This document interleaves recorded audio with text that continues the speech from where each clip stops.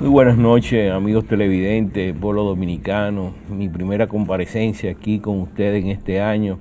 Deseo que el Todopoderoso los bendiga y nos proteja a un pueblo bueno que merece todo lo mejor. Esta noche tenemos aquí la presencia y estamos en un conversatorio con el buen amigo y prominente economista dominicano Luis Reyes, viceministro de Hacienda y director de presupuesto. En la primera parte se estuvo conversando sobre cómo veía Luis la parte del presupuesto, la ejecución presupuestaria y la economía en este año. Y bueno, debo de confesar que tradicionalmente, pues generalmente es el presidente de la República el 27 de febrero quien ofrece a la opinión pública los resultados de la economía en sentido general, aun cuando haya cosas que se vayan filtrando y que los funcionarios vayan diciendo. Este año pues tenemos que ver también y cómo el presupuesto se va ejecutando con relación a la reforma que hubo el pasado año, la reforma tributaria. Naturalmente, Luis, hay un aspecto en todo esto de lo que se presupuesta y después de lo que los resultados de la ejecución, que tiene mucho que ver con también, como tú señalabas originalmente, con la ejecución con el movimiento, el comportamiento de la economía.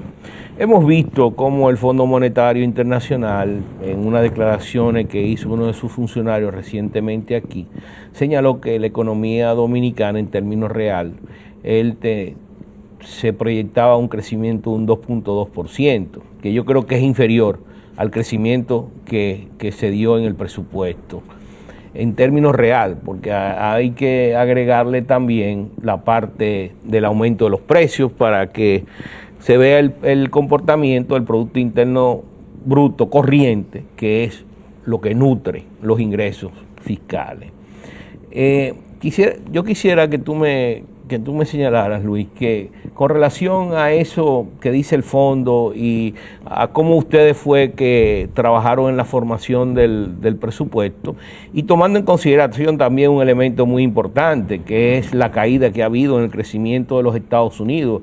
En el último trimestre del año fue solamente un crecimiento de un 0.1%, que es nuestro principal mercado de exportación. Muchas gracias por la pregunta, porque la verdad es que me da oportunidad de hacer un ejercicio de análisis macroeconómico de cómo yo veo la situación del país en términos macro. Mire, en el presupuesto se asumió un crecimiento en términos real de un 3% y una tasa de inflación de 5%. Eso es un crecimiento nominal de la economía, 8.5 aproximadamente. El fondo, como bien apunta el embajador Piantini, hace una declaración de que la economía de la República Dominicana crecería 2.2% en este año. ¿Qué es lo que nosotros hemos visto en los últimos meses? Lo primero es que el hecho de que se implementara una política fiscal tan restrictiva supuso que el gobierno demandara pocos recursos provenientes del sector privado. Eso permitió que el sector financiero, la banca, dispusiera de saldos líquidos elevados que pudieron comenzar a ser canalizados al sector privado. Cuando uno ve los indicadores de aumento de la cartera de crédito al sector privado, lo que se observa en los últimos meses es una recuperación, y eso es un indicador auspicioso en términos del nivel de actividad económica. El segundo elemento es que eso se da en un contexto, a pesar de las expectativas de una reforma tributaria en los términos que nosotros planteamos, se da en un contexto de muy baja inflación. Incluso con relación a los promedios históricos, la inflación acumulada el año pasado fue sumamente baja. Entonces, 3.9%. Cuando nosotros usualmente tenemos inflación de 5 o 6%.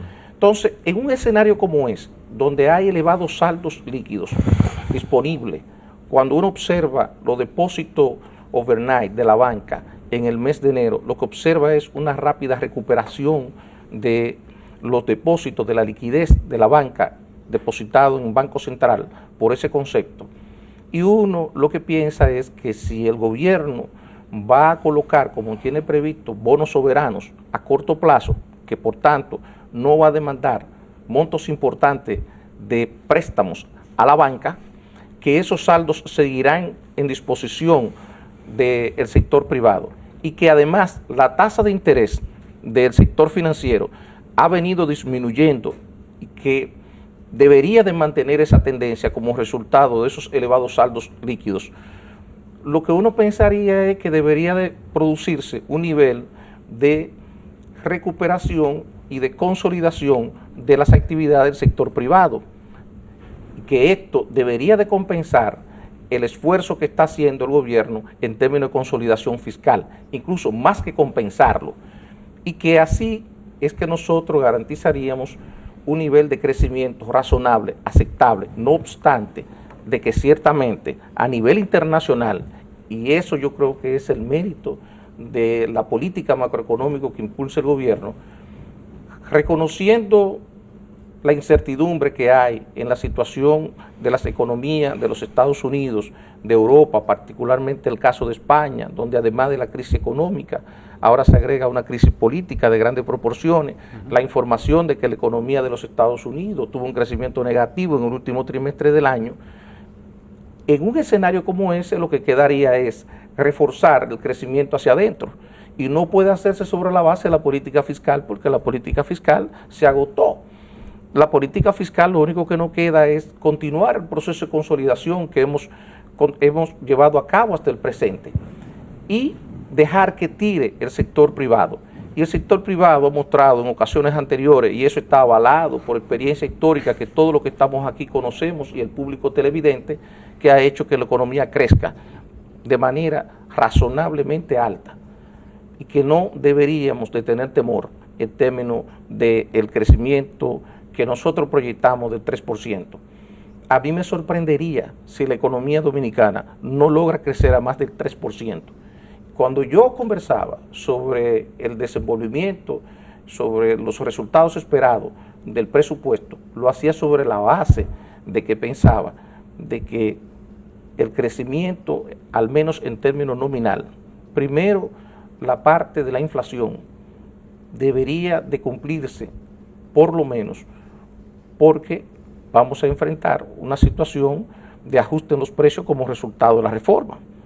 Y por otro lado, decía que teníamos una situación favorable en términos de saldos prestables para ser destinados al sector privado y que hay experiencia histórica que avalan que el sector privado puede tirar de la economía si la tasa de interés, si el entorno en términos de confianza es bueno.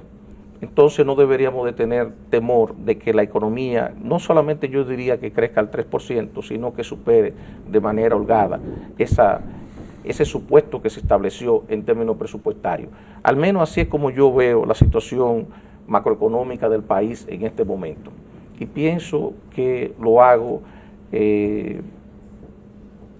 yo no voy a decir que de manera objetiva, de hecho uno podría estar sesgado por la misma condición que uno tiene, en la misma responsabilidad que tiene dentro del sector público, pero por lo menos fundamentado en los indicadores, en la evidencia.